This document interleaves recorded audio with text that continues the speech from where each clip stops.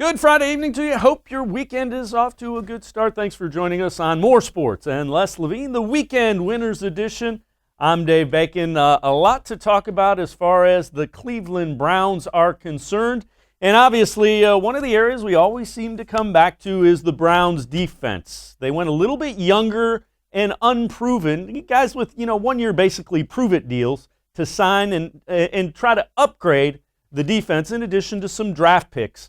One of the guys that figures very largely into upgrading that is middle linebacker B.J. Goodson. Goodson, a guy that has played in the league for the Packers but is not a star. He's a guy the Browns are looking to be a leader of what will figure to be a very young defense. The room is really young, right? Besides a couple of second-year guys, a first-year guy in Jacob. Do you appreciate having a veteran, a kind of a mentorship role? Is that something you thought when you signed up with the Browns that would be part of your duties? It is, but as a middle linebacker, and especially as long as I've been playing, that role, that leadership role, is something that you just inherit, and so it's something that I'm definitely looking forward, to being an addition there for those guys. And when you have so many young guys in that room with you, and you have a new defensive system and a new coordinator in Joe, does this put you guys behind the eight ball if you don't show up until the end of July for training camp as far as learning the system? Not at all. We meet every single day, man, and Joe and Coach, man, those guys, man, they do an awesome job of prepping us and quizzing us and doing everything in their power and will that they could do. We're doing a lot of things that a lot of other teams aren't doing. I commend those guys on that, setting that standard. What did you know about Joe Woods before you signed with the Browns, and what makes you feel like you're kind of a perfect fit for what he wants to run? I know him from winning the Super Bowl, in Denver, him and San Fran. And as far as the scheme goes, I feel like I fit in, perfectly, which was another big reason why, I decided to come here and chose here. Just being able to be aggressive and play aggressive and fly around, I just love it. An aggressive linebacker in the middle of that defense would be a good thing for the Cleveland Browns. Let's welcome in Browns beat reporter from cleveland.com and the Plain Dealer, Dan Labbe. Dan, appreciate the time. I know you were listening to B.J. Goodson as well. A lot of the things that he said sounded like a lot of the things the Browns defense needed. Yeah, leadership. Like you've said, this is a very young defense, and especially that linebacker core, because you got Mac Wilson, Sione Takitaki, so he brings that. He's been in the league, and this is a guy that's going to come in and compete to start. That's one of those positions where, if this were a normal offseason, we'd be watching every single time we were out at practice to see how those guys were playing, who was playing where, and B.J. Goodson would be in the mix of that. So, this is one of those guys who's in here kind of betting on himself on a one-year deal, trying to prove that he should either be here longer term or someplace else longer term. And you kind of like that. You like guys that have a little bit of a chip on their shoulder and something to prove. The other thing that was very interesting, he was asked what linebacker or NFL guy really did he model his game after. He said Levine Kirkland. I think Browns fans would take that.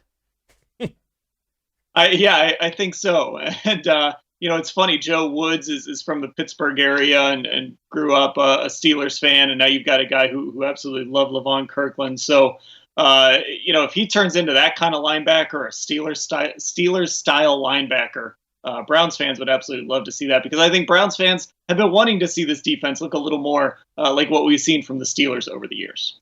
The other thing, another list came out, 25 of the NFL's best players under 25. No surprise, one of the top guys on that, Myles Garrett, he checked in as the 6th best player in the NFL under 25. Nick Chubb was 20th. You see Mahomes, number 1. Hard to argue with that. Joey Bosa, former Buckeye, at 5. But Myles Garrett is a guy that has to be thrilled. A guy like Joe Woods is going to be the defensive coordinator. He's a guy with the 49ers that found a way to get guys after the quarterback, and before that with the Broncos. So So if I'm Myles Garrett, I'm excited. You're going to set me loose like Von Miller or, some of those 49er guys? Yeah, all Joe Woods has to say is Von Miller won a Super Bowl MVP, and go back and watch that Monday night game that you guys played against us last year when Nick Bosa just went crazy. So for Myles Garrett, this is actually, we always talk about Baker Mayfield and all the coordinators he's had. Myles Garrett has had a few coordinators too in his young career. This will be his third coordinator, and he's really going to have a chance, I think, to thrive in this defense because the emphasis is going to be get after the quarterback. You're still going to have Olivier Vernon. You beefed up the interior of that defensive line, and that's just going to make it a lot harder for these teams to, chip Myles with a tight end or a running back. And I mean, there were plays last year where you'd see 3 guys get their hands on Myles Garrett to try and slow him down. So if you can mitigate some of that, he's poised for a big year in Joe Woods' system. How much do you think, we talked a little bit about chip on the shoulder. The year obviously didn't end the way Myles Garrett wanted it to, being suspended. Up until that time, he was having a great season, and then, he gets suspended. What do you think that does then as far as making him motivated to be more successful? Well, I think he wants to put that incident behind him. It's something that is going to stick with him, I think, for a long time and always be a part of his career. But he wants to put that behind him. And the best way to do that, and the best way to get people talking about Myles Garrett, the player, and not how last season ended, is to go out and have a great year and go out and be a potential defensive player of the year candidate. He has that ability. So he's going to come in this year and he's going to be hungry. And the other thing to remember, he's extension eligible right now. I don't know if they're going to get something done before the season starts or not. I'm sure they would love to because the price would be perfect right now for the Browns. But if Myles goes out there and has a big year, he's going to have a lot of leverage to get a lot more money next offseason. He's going to get paid a lot of money either way, but he can really make that price go up if they don't reach an agreement, and he goes into next season and has a huge year. Right. And again, he's going to get that 5th-year extension picked up. It's just a matter of they try to do another contract, in front of that to lessen the impact. Let's move on. Nick Chubb is a guy that, he's got to be excited seeing what the Minnesota Vikings run game looked like, and just with the upgrades on the line, he's got to be, give me the ball. Give me the ball as often as you can. I just find it hard to believe that Nick Chubb won't have a monster year this year. He's just fits perfectly in this zone blocking scheme, that ability to pick his spot where he wants to go, make a decision, and just go. And that's, if you look at a lot of his big runs, you go back to that 92-yarder against the Falcons, the big one he had against the Bengals after he only carried 3 times in the first half. A lot of those were really one cut and go type runs. And he's got so much speed once he gets into that second level. What I think is interesting, you look at that 25 under 25 list, under normal circumstances, Kareem Hunt would be on that list as well. But obviously he's coming off the suspension last year, is more in a secondary role. But if he were still in Kansas City, still a featured back, he'd probably be on that list too. He doesn't turn 25 until August. So the Browns have some really nice young players on this team, and especially in that backfield with those 2 guys.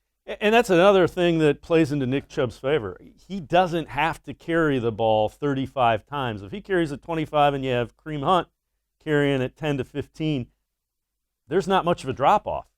And Nick Chubb ran the zone running scheme is what Georgia runs that he ran so effectively in college. Yeah, I mean, he's built for this system. And the other piece of it, too, is you can have both those guys on the field, and Nick Chubb, while I think he's gotten better catching the football and gotten better as an all-around back, it takes the pressure off of him a little bit, too, to have to do some of that stuff. He can just focus on being this team's workhorse back. He can take a series off here and there if that's what he needs. And what you really want is you want him to be fresh in December because you're hoping that you're competing for one of those 7 playoff spots come December, and you want Nick Chubb to be fresh and ready to go in those football games. The other thing is you don't want him to have to play dinged up. If he gets dinged up, It's like make sure you get healthy and healed up, and that's a huge advantage that the Browns have this year. And don't forget, they're going to run a lot of 2 tight ends, which puts 2 more blockers out there. Yeah, and and again, Hunt is a very good blocker too. We saw that when he kind of embraced that role. So everything is set up for Nick Chubb. If you are a big-time fantasy football player, He should be right near the top of your running back list. I mean, he should have won the rushing title last year. Derrick Henry stole it from him in the season finale. I think he's got a chance to win the rushing title this year and, really have a huge year and put up some numbers that make us think, wow, this guy really is an incredible running back. Dan Labbe, the beat reporter for the Browns here on cleveland.com as well as in the Plain Dealer. We're going to step aside, take a quick timeout. So we're going to talk another reason that Nick Chubb could have a huge year. Some of the offseason signings the Browns made should beef things up. We take a look at who had the best offseason. That's straight ahead with more sports. Levine, the Weekend Winners Edition continues. Stay with us right here on cleveland.com.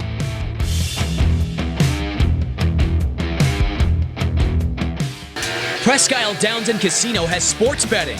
Use one of our 50 state-of-the-art Bet America kiosks to place your bet and watch your favorite games on one of our many HD televisions or visit our sportsbook area. Only at Presque Isle Downs and Casino.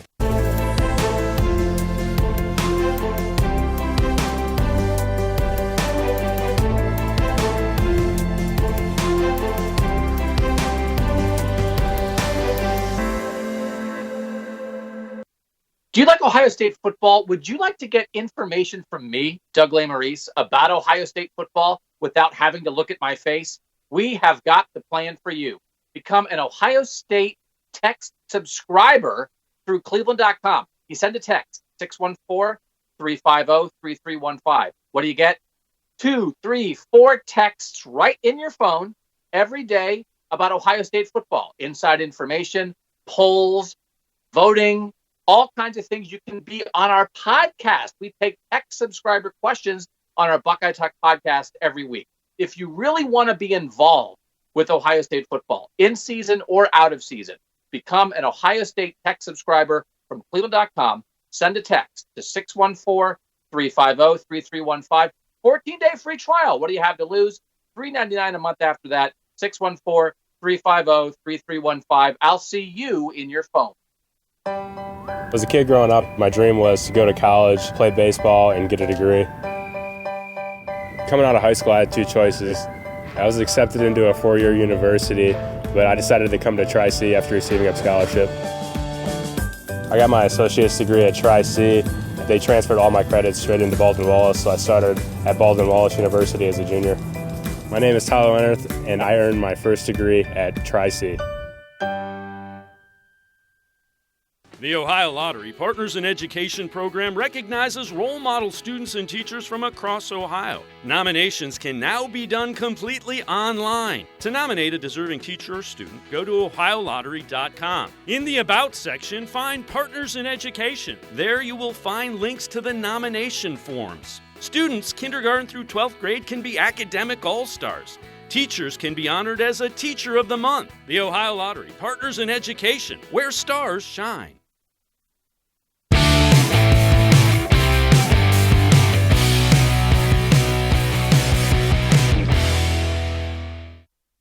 Welcome back to More Sports and Less Levine, the Weekend Winners Edition. I'm Dave Bacon. We continue talking Browns, and Dan Labbe will be joining us, Cleveland.com Browns beat reporter, in just a minute. Let's take a look at how ESPN grades the offseason for the NFL teams. Now, Buccaneers signed Tom Brady and Rob Gronkowski, so they win the offseason. They're the top pick. They rank the Browns as number 2, and the Broncos, Colts 3 and 4. What's interesting, the Bengals, they rank as 12, and the Bengals did make some nice moves this offseason without question, especially in the draft. The Ravens 18 and the Steelers 20. Now, the Ravens lost the tight end, the guy that's back there, and tight ends play a big role in that offense. Don't forget that. Is injury prone. Marshall Yanda, one of their really good offensive linemen, retired. They did go out and strengthen their defense. They got Calais Campbell, and so the Ravens improved, but I think that's more a function of that line is a little bit of a question mark, and the Steelers at number 20. Let's welcome Dan Labbe back in. Dan, when you look at what the Browns did, we've talked about this a couple times. Andrew Berry checked all of the boxes. He tried to address the holes, and you can't plug as many holes as the Browns had in one off season. That's just the reality of the NFL, the way it's structured. Right, and I think when you look at that rankings, it's very telling. The teams that were at the top of those rankings, they weren't great teams last year. So they were the teams that needed to be more aggressive. They were the teams that needed to go out and make the bigger moves. Whereas A team like the Ravens, they were the best team in the AFC. Now, obviously, that didn't play out in the playoffs, but at least during the regular season, they were the best team in the AFC. So they didn't have to make a ton of moves and make a ton of big splashes. And the Steelers were a pretty good team as well. They're getting Big Ben back. I think that helps them a lot, obviously. So, for the Browns, it was just a very measured approach. And when you see them ranked number 2 in those rankings, you kind of try and rack your brain about, well, what was their absolutely huge headline-making signing? They didn't really have one, but they went out and they got some of the top guys at the positions of need. They had a solid draft, and they just filled a whole bunch of spots that needed to be filled. And that's what you're supposed to do in the offseason. Yeah, and it was, you could see the thought process and the plan. Let's take a look at how Bleacher Report ranks the top moves in the offseason. Obviously, Buccaneers signing Tom Brady is number 1. You do that with the best quarterback arguably to ever play, and you're going to get the top ranking. The Cardinals trading for Hopkins, that's a pretty good move too. Bengals drafting Burrow, Joe Burrow, the number 3 move in the offseason. Now the Browns get Conklin at right tackle, 10th, and Austin Hooper at tight end, 15th. Those are 2 areas that should improve this offense dramatically, and they're areas that were, quite frankly, weaknesses, huge weaknesses for Baker Mayfield a season ago. Dan, when you look at that, is that just your thoughts on those? Yeah, it's not just that they were areas of huge weakness and that the Browns addressed them. It's that you can look at the moves they made and see the identity of this football team. Before they've even stepped foot on the field, their identity because they went out and they paid a bunch of money for a tight end. Now, of course, everybody needs tackles. So, with Conklin and adding Jedrick Wills, maybe that doesn't fit in that. But then they went out and traded for a fullback. They've done things that show you what this team wants to be offensively. So, the Austin Hooper signing, on top of just needing a tight end, the investment they made in it long term, the amount of money they spent on it, it just shows you how important that position is going to be. And it gives you an idea of what this offense is going to look like and just drives home what we saw last year in Minnesota is what we're going to see a lot here in Cleveland. And we haven't had that in a while here, where you can look at a team and even before you see them on the football field, you can say, I think I know what this offense is going to look like. Is it fair to say, when I watched the Browns, I kept, week 6, 7, I'm going, okay, what is this team's identity? They never really found one, I don't think. I think that was the problem. You're right. They never did. And I mentioned it earlier. There was that game against Cincinnati where Nick Chubb carried the football 3 times in the first half. Now, if the Browns didn't want to be the 49ers and just pound the football and run, that's fine. But it was also hard to figure out what they were if that's not what they were going to be. So there was just no identity on this team. They couldn't figure out, as we've talked about before, they couldn't figure out how to get Odell Beckham Jr. the football. They couldn't figure out how to get the ball in the hands of their stars. And it's just very clear how this offense is going to look moving forward. And I think Browns fans should be excited about that, to know the identity of this team and know that it plays to the strengths of their quarterback, who's always been better when there's bigger personnel out there. We already hear the dog pound barking behind you at the identity of the team. Right? When you look at Beckham and Landry both coming off injuries, how confident are you that they're going to be where they need to be? All indications are that they are, but still a hip and a core injury, that concerns me. Yeah, and with Odell Beckham, he's a guy that has struggled with injuries recently, and we've seen that production dip, not just last year, but even his last couple of years in New York. Now, it was still a high level of production, but we have seen those numbers dip a little bit. And you just kind of hope that he gets this core injury fixed, and he's able to come back and be the Odell that we saw earlier in his career. With Jarvis, it's a more serious injury. It's going to take him longer. He said this week that his target return date is still August. He wants to be ready by week 1. He's never missed a game. Just with Jarvis being who he is, I trust that he'll come back and be ready to go and be the guy that we've seen him be in the first few years of his career. I just think he's wired that way. So even though his surgery was a little more serious, his injury was a little more serious, I think when that guy steps on the field, it's going to be the same guy. It's going to be the same type of player. With Odell Beckham, it's just about getting past some of these small nagging injuries that have piled up over the course of his career here to see if he can get back to being that guy we saw in 2014, 2015, those early years with the Giants. The other thing that has come out is there are some rule changes that are under consideration. They'll be voted on next week. pretty quickly here with a virtual owners meeting coming up next week. Now, one of them that's really interesting is the possibility of converting an onside kick from the onside kick traditionally to converting a 4th and 15 from your own 25.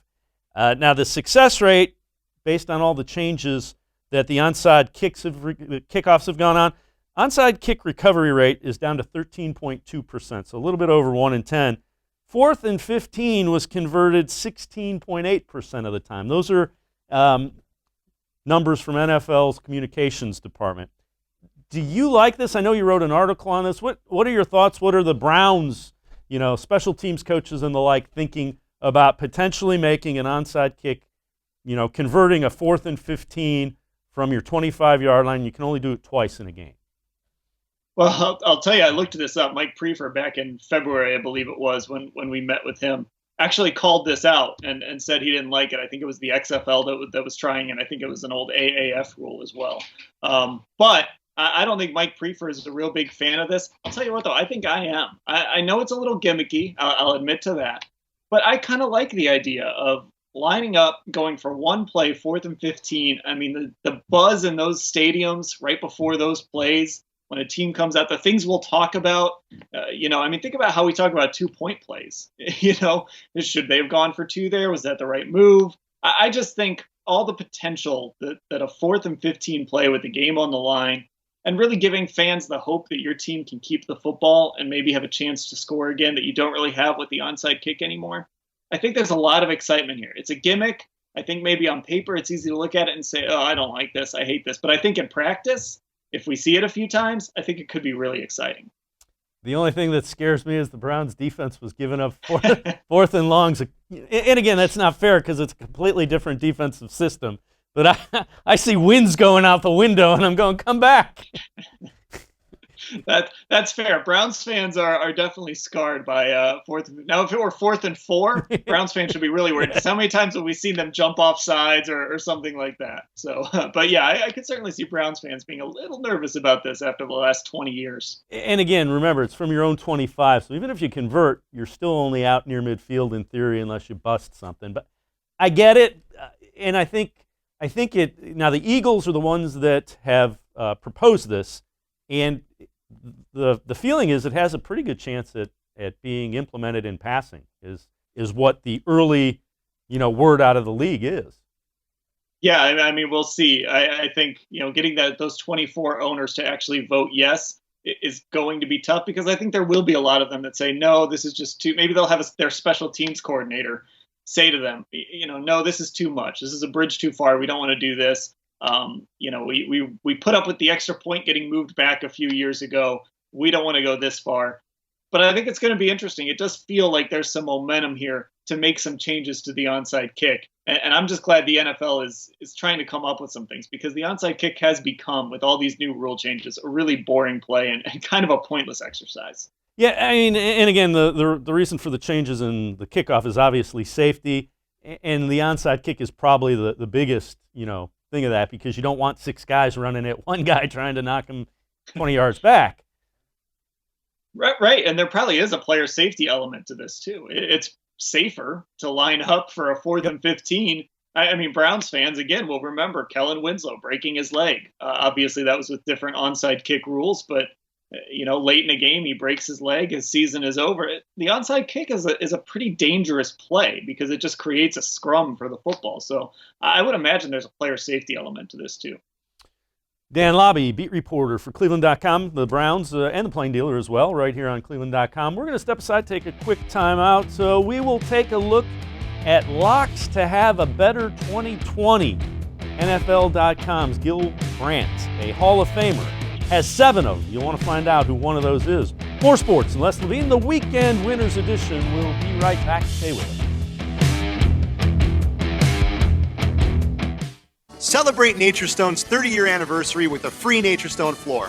During 2020, we will be giving away 30 free floors to 30 very lucky customers to say thank you for making Naturestone the best concrete flooring solution for garages, basements, and more. Call or visit naturestone.com today to register to win, and we'll send you a copy of our new buyer's guide absolutely free. There's no purchase necessary. Winners will be chosen monthly. With over 30 million square feet installed for more than 60,000 customers, it's easy to see why I always say it's not just a floor. Wow, it's Naturestone.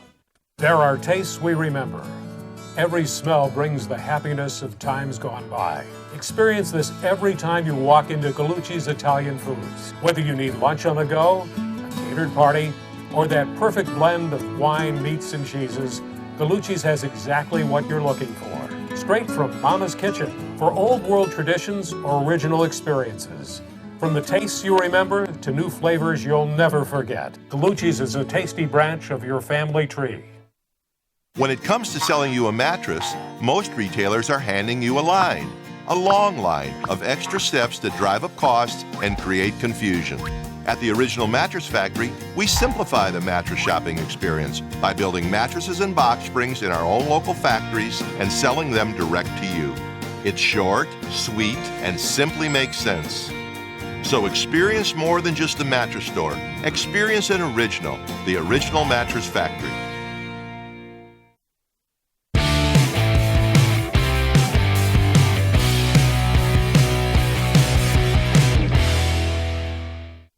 Welcome back to More Sports and Less Levine. The Weekend Winners Edition continues. I'm Dave Bacon. We're going to continue talking Cleveland Browns football with Browns beat reporter Dan Labbe. You can read them in the pages of the Plain Dealer as well as here on cleveland.com. Now, the NFL.com has come out with 20 players who figure to play, or 7 players who figure to play better in 2020. List was put together by Gil Brandt, who is a Hall of Famer, the guy who built the Cowboys. He has Juju Smith-Schuster as the top one that will play better in 2020. And number 2, Browns quarterback Baker Mayfield. You see Brady Michelle, Khalil Mack also on that list. Let's welcome back in Dan Labbe. Dan, when you look at that, a guy like Gil Brandt, you or I saying we think Baker Mayfield's going to play better is one thing. Gil Brandt's a Hall of Fame personnel guy, and he feels that way. How much better about that should Browns fans feel about Baker Mayfield? I think they should feel really good about that. I think Baker Mayfield, we've talked about it over and over. This is built for him to be successful. And you know, when you kind of assume that he's not going to be successful, you look back at 2018 and say, well, that was an outlier. And I don't necessarily believe that. Is that the player he's going to be every single week for the rest of his career? I don't know. But he's got to be better than he was last year. And when a guy like Gil Brandt comes out and puts him number 2 on that list, and you can even make the case that maybe he should be number 1 ahead of Juju Smith-Schuster. So when a guy like Gil Brandt believes in Baker Mayfield like that, I definitely think Browns fans should take that to heart. And when you look at it, you know, the Browns, because they really do have to figure out, is he the franchise guy that we think he is, being Baker Mayfield? You improve the line, you improve the tight end, you give him all the resources to potentially be as good as he can be, including, don't overlook the quarterback coach. Alex Van Pelt, I think that is a underrated hire by Kevin Stefanski and the Browns.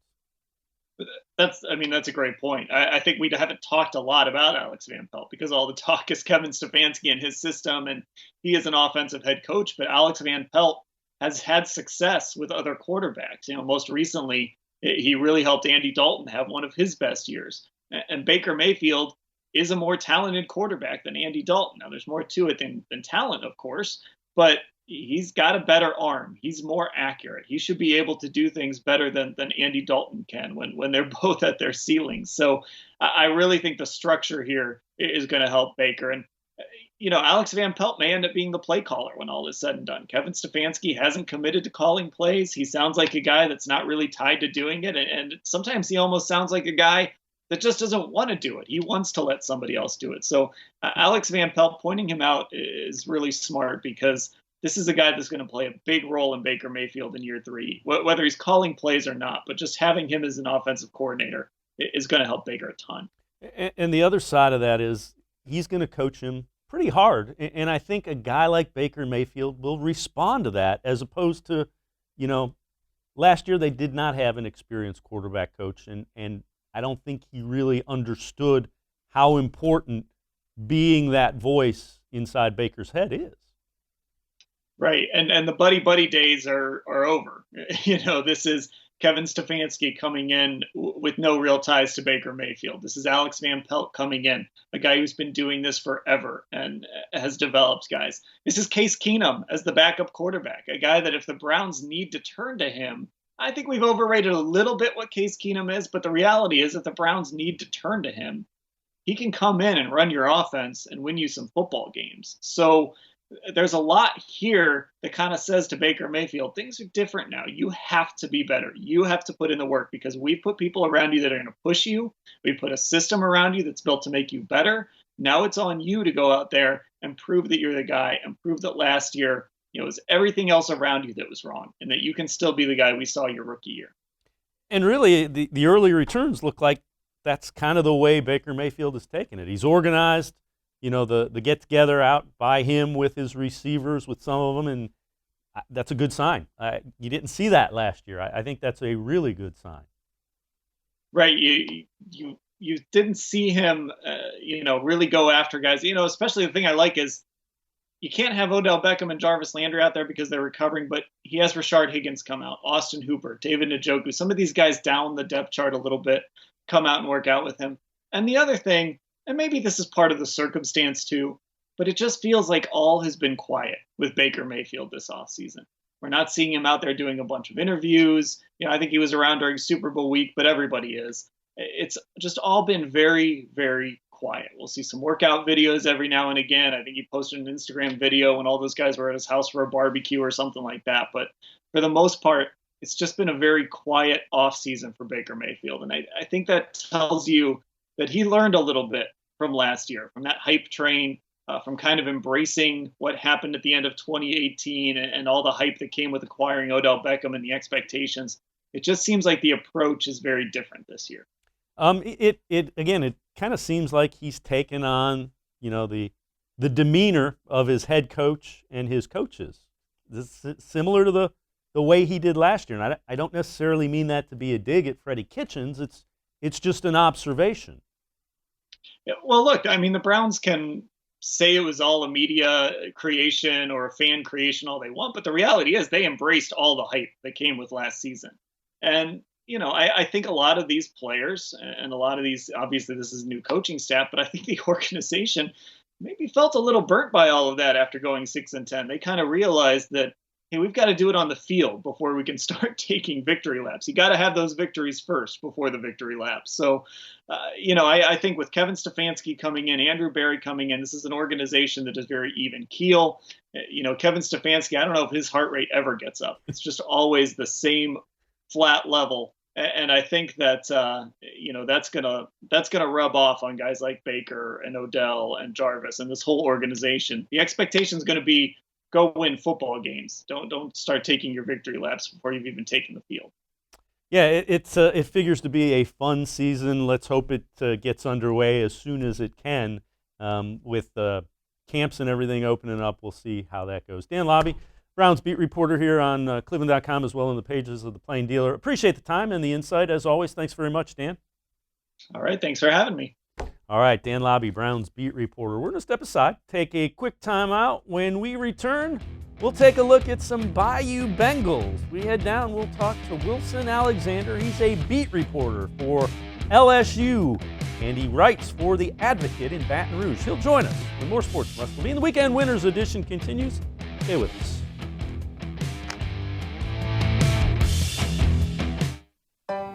As a kid growing up, my dream was to go to college, play baseball, and get a degree. Coming out of high school, I had two choices. I was accepted into a four-year university, but I decided to come to Tri-C after receiving a scholarship. I got my associate's degree at Tri-C. They transferred all my credits straight into Baldwin-Wallace, so I started at Baldwin-Wallace University as a junior. My name is Tyler Leonard, and I earned my first degree at Tri-C. Well, hello, everyone. Let me tell you a little bit about Browns Football Insider. For only $3.99 a month, you can get text sent right to your phone each day from me, Dan Labbe, Scott Pasco, and Ellis Williams. In addition to that, you'll receive a Football Insider newsletter every day with special things from us, things that you won't see anywhere else on the site. You'll get breaking news, analysis, features, film breakdown, and things like that. Texting us directly gives you a great chance to cut through the clutter of Facebook, Twitter, other social media, and avoid the trolls. Also, it's the only way to get your questions on the Orange and Brown Talk podcast. So why should you sign up? Try a 14-day free trial. You can cancel at any time. All it takes is one text, but you won't want to cancel. We have hundreds of subscribers join us over the last year. They love it and have stayed with us. We're seeing the Football Insider community grow every week, and it's only $3.99 a month, which is less than 14 cents a day. What I like most about Football Insider is the opportunity to connect with you one-on-one and really communicate with you. So how can you become a Football Insider? You can click on cleveland.com/Browns, the blue banner at the top of the page. Or easier yet, text me at 216-208-3965. Again, that's 216-208-3965. It takes attention to detail. With your local Bryant dealer, you're getting more than just a technician. You're getting someone who pays attention to your needs and the little things that make a big difference. It takes a dealer you can rely on. And to keep your family warm this winter, here, let me show you how this works. It takes Bryant. Bryant. Whatever it takes. And to keep your family comfortable, it takes Smiley One Heating and Cooling. Find them at smiley1.com.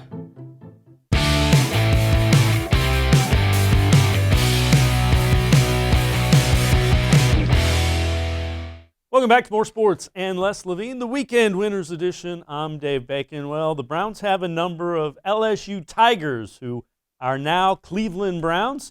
Let's welcome in LSU beat reporter Wilson Alexander. He covers the Tigers for The Advocate in Baton Rouge.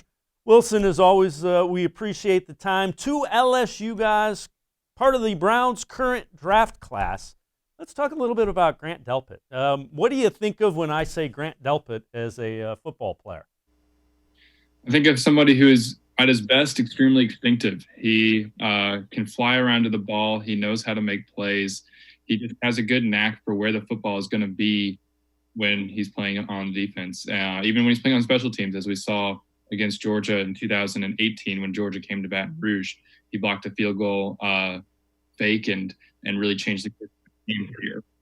A lot of people. He's at his best. He's a really, really instinctive football player who can make a lot of plays. A lot of folks had him going middle of the first round. He lasted kind of till the middle of the second. Were you surprised that that he lasted that long? And do you have any doubt he's going to be a success as a pro player? No, I think he'll be a successful pro player.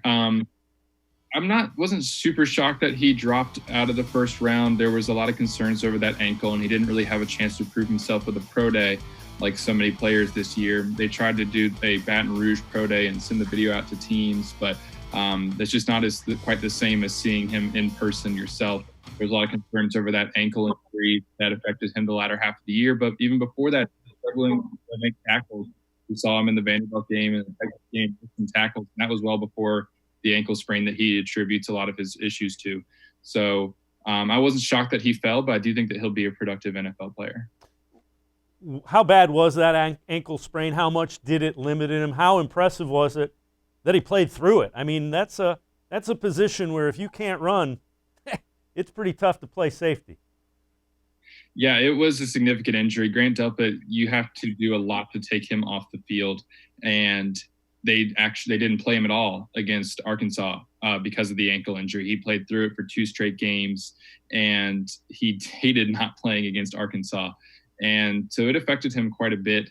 It was pretty significant. It limited his mobility, it limited his speed, and made him not as effective of a player as he was. But as he started to get healthy, we saw him be a lot better in the postseason. Had a big sack in the SEC championship game, played well against Oklahoma in the Peach Bowl. And so it was definitely significant, and it takes quite a bit to get him off the field. That ankle did it, though. What kind of guy is he? Yeah, you're a beat reporter. You get a little bit of a sense of what kind of guys these guys are. What strikes you about him, as a person? Poise. He's well composed. He speaks well. He's articulate. He comes from a really great family. They've always been extremely kind in and around Baton Rouge. They're from New Orleans originally. They had to move to Houston after Hurricane Katrina displaced them from their home, and they stayed in Houston. But he's always been big into Louisiana, and he handles himself really well out in the public, which is something that you want from a player. He's not going to really make a lot of mistakes in that area, or at least he didn't in college. It sounds like the type of guy the Browns will be thrilled to have in the organization. Let's talk a little bit about Jacob Phillips, linebacker, kind of a tackling machine. I know his teammate at linebacker, Patrick McQueen, went in the first round. What are the Browns getting in Jacob Phillips? How good of a football player is he? He is a pure tackler. He's not your sort of modern linebacker so much. He doesn't have the elite speed that we saw from Patrick Queen, his teammate who went in the first round. But Jacob is going to make quite a lot of tackles. If you want someone up and close around the ball at the line of scrimmage, that's him. He was second on the team in tackles behind first-round pick Devin White as a starting sophomore, and then he led the team in tackles his junior year. He's not going to play in coverage a lot. That's not his strong suit. But if you put him up around the ball, he's going to make quite a bit of tackles. Any doubt in your mind that he can be a successful NFL player as well? I mean, a guy that leads the SEC in tackles usually can play the game a little bit.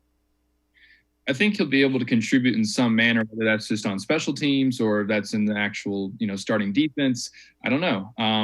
We'll see how he can adjust to the NFL game. It's the NFL game, as you are well aware, has become so spread out, so predicated on speed. And Jacob is an elite in that area. And so if that can't translate, if he can't keep up with guys on the field, then he's going to struggle. But if he's in a good position, put up close around the ball and sort of had that part of his game protected in a way, then he can contribute.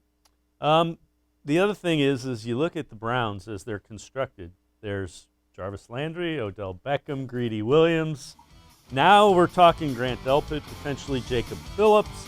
Do we have some Browns fans down in Louisiana from the LSU point of view there?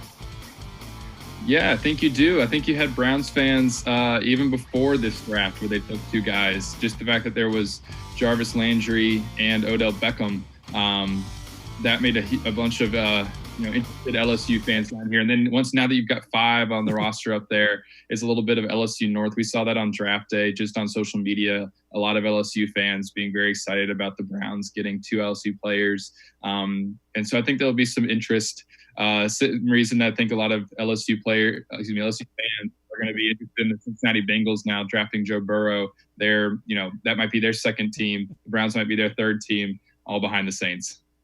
When you look at Greedy Williams, we saw some Zoom interaction with him and Jacob Phillips and also Grant Delpit. It seems like those guys who would have played on the defense together a couple of years ago are still really tight. Is that kind of accurate? And how much do those two like Greedy Williams and kind of look up to him? Yeah, I think it's accurate that you share a bond when you're down. I mean, football just creates that when you're all on the defense together, and they were all starting together on that defense 2 years ago, playing every day, practicing every day, sweating in the Baton Rouge heat every single day, and so that brings you together, especially for Grant and Greedy both being in the starting secondary in 2018. That'll probably help Grant and Jacob have someone like that to talk to, and just even if it's just show me around Cleveland or help me get acclimated, it'll help them probably in a big way to have a former teammate who's already been in the NFL. Wilson Alexander, LSU beat reporter from the Advocate in Baton Rouge. We appreciate the insight. Thanks very much for joining us. Talking about the Bayou Bengals, who are now Cleveland Browns. Wilson, thanks for the time, man. Thank you. Y'all have a great day. You too. We appreciate it.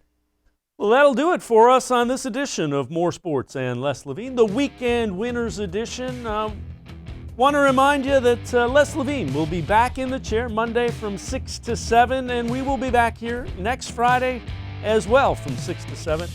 Have a great weekend, everybody, and stay safe. Good night.